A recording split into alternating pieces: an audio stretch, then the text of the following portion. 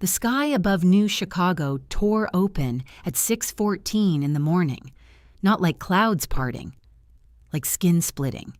A seam of white light, kilometers long, opening across the dawn, and behind it, something vast that had been waiting on the other side, and then they came through. The Varek. The first warship crossed the skyline before the city's alarms even understood what they were looking at. Dark gunmetal, angular, bigger than anything humans had ever put in the air. It did not fire. It did not hail. It simply slid into position above the towers and blotted out the sun. Then the second one came. Then the ninth. Then more than anyone could count. Nobody was ready. Not the generals, not the governments, not the people standing in their kitchens, watching it happen through their windows, coffee going cold in their hands. Earth had imagined this moment 1,000 times in its films and its fears. It had imagined it wrong.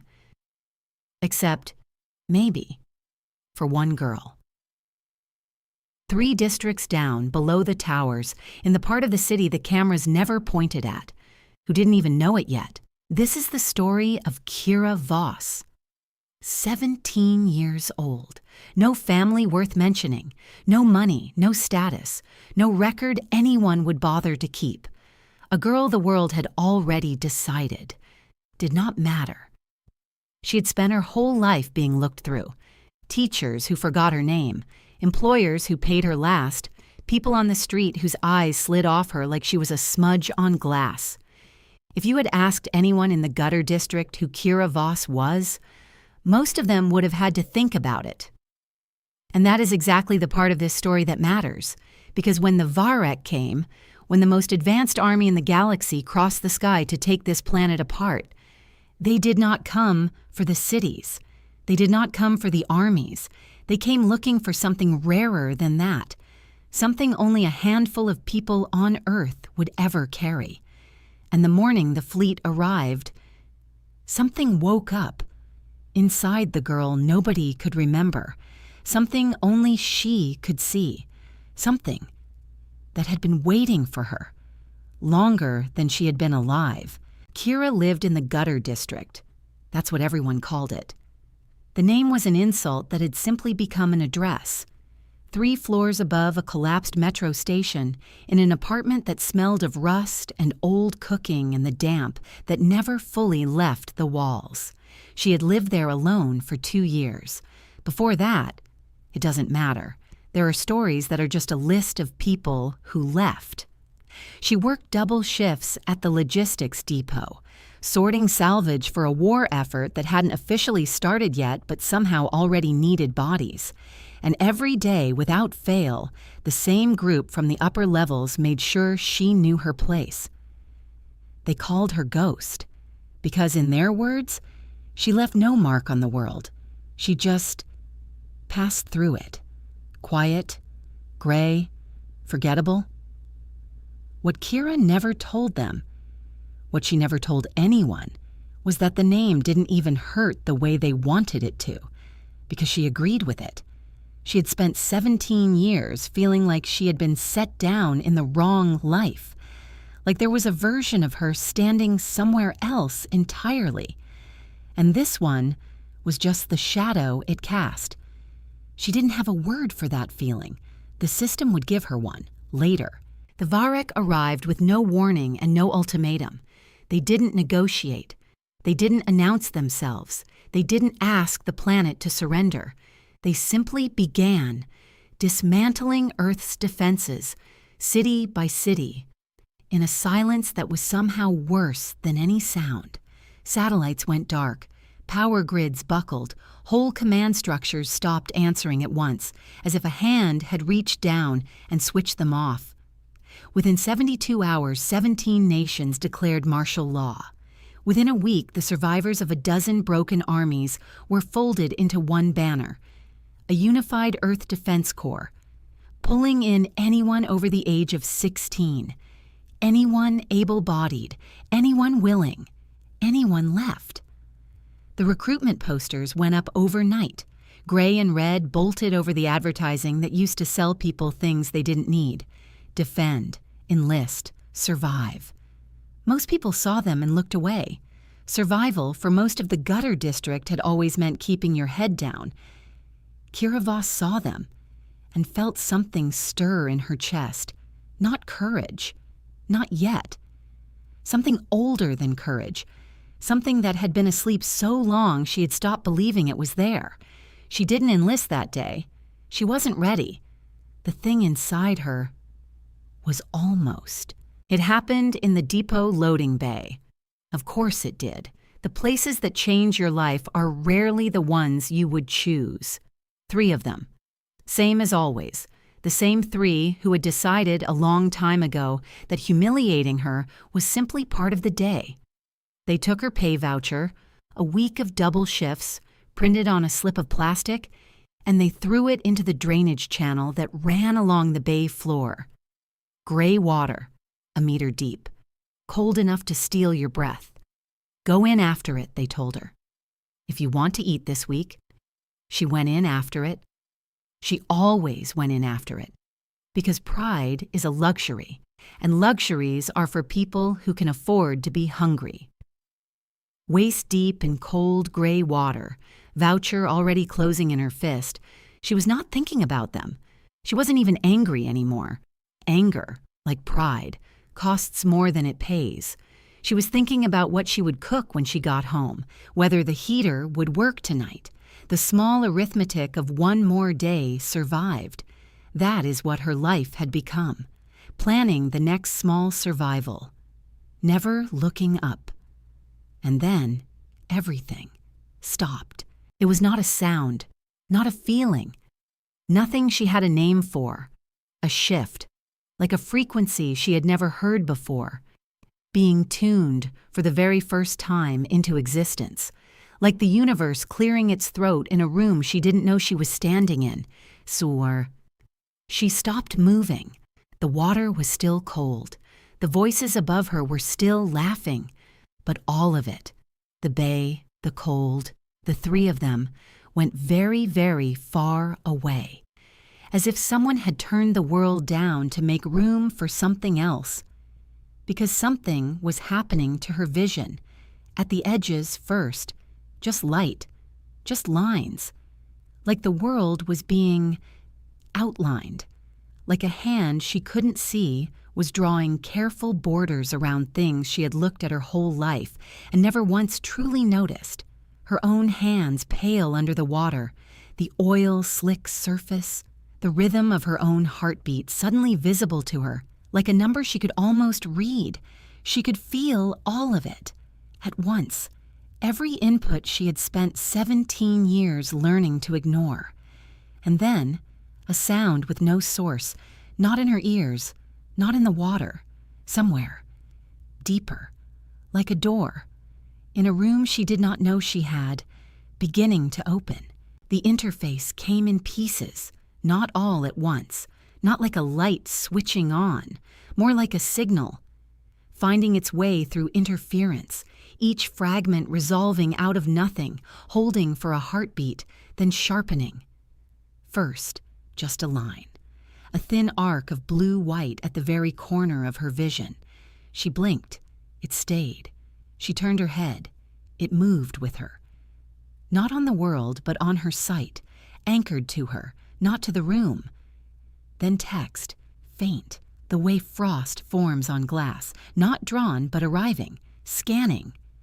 She stood there, waist deep, completely still, voucher forgotten in her fist, while the thing that would rewrite her entire life took its time, deciding if she was worth it. 1 second, 2, 10. She did not breathe. Some part of her, older than thought, understood that she was being measured, and that for the first time, something was actually looking, not through her, at her, and then the frost became fire. Scan complete, host identified, compatibility confirmed. She had no idea what any of those words meant, but she felt them, in her spine, in her sternum, in the tips of her fingers where the cold water suddenly seemed very far away.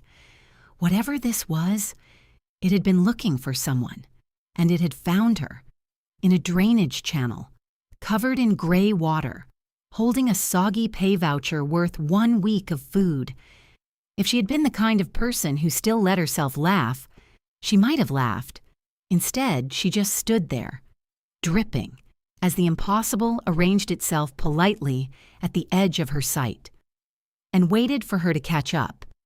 She did not know it yet, but the date attached to that scan, buried deep in a file she could not yet open, was older than she was.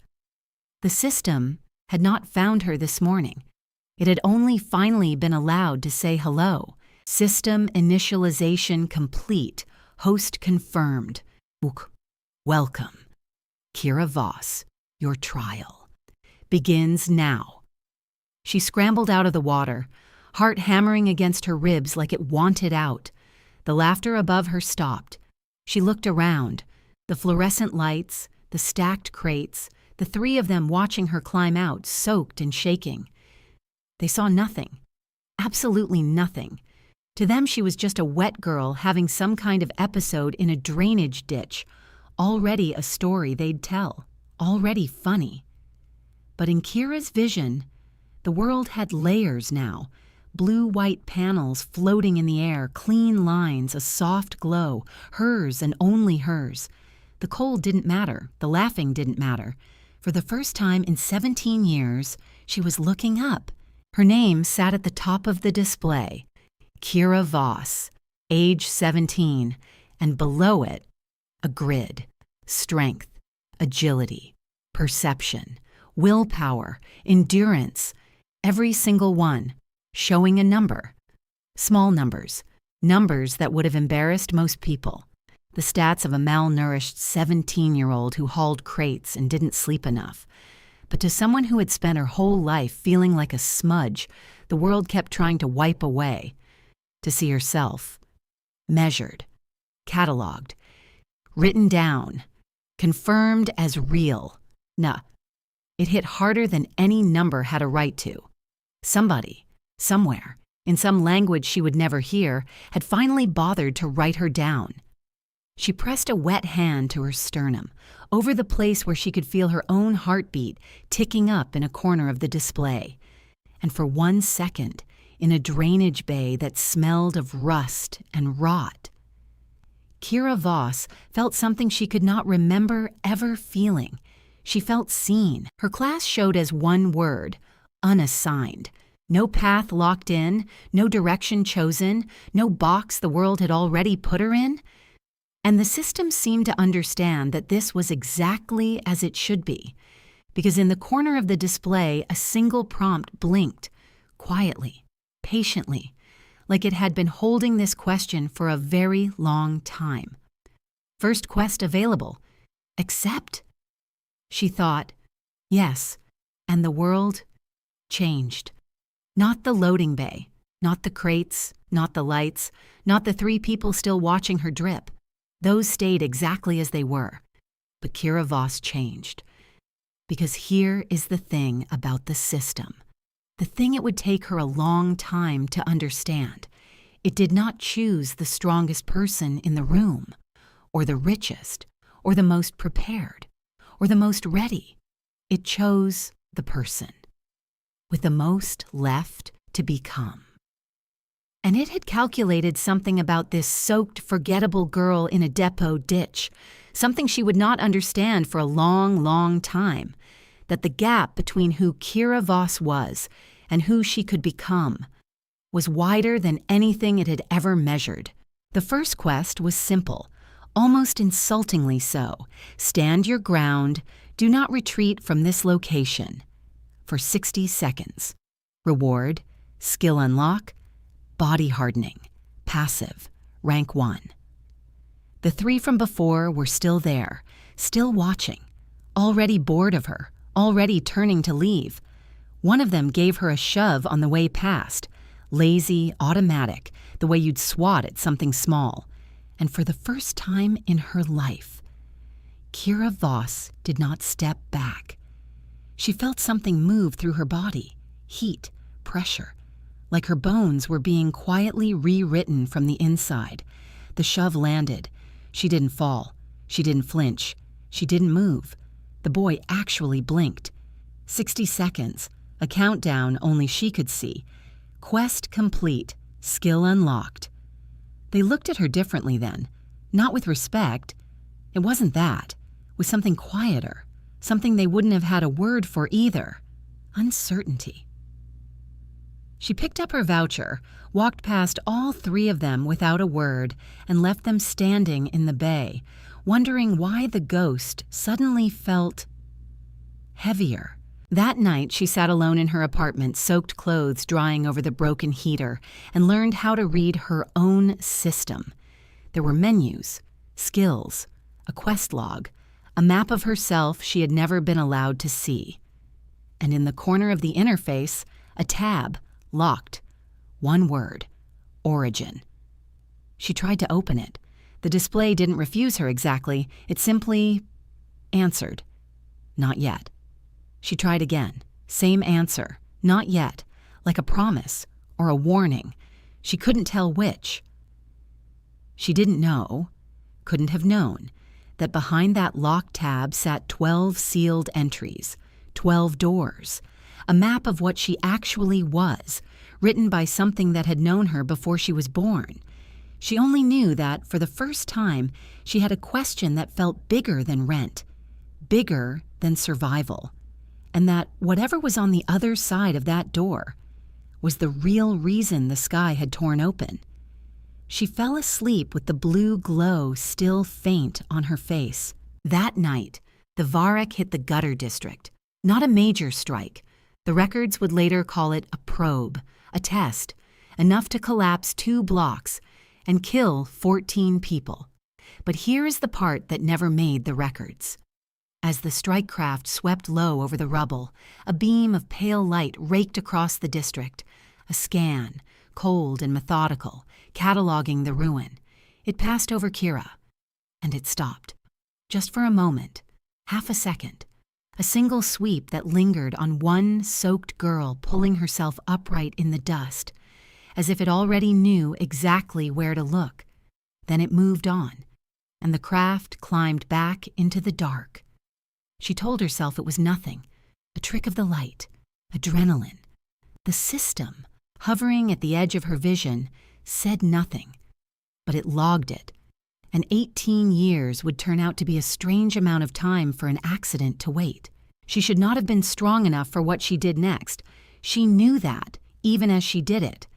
She pulled 3 people out of the rubble, lifted a fallen support beam that 2 grown men couldn't shift, dragged a woman clear of a fire, carried a child 6 blocks to the nearest aid post, and with each impossible thing, numbers ticked upward in her display: strength, endurance, the system tracking every second she pushed past a limit that used to be a wall.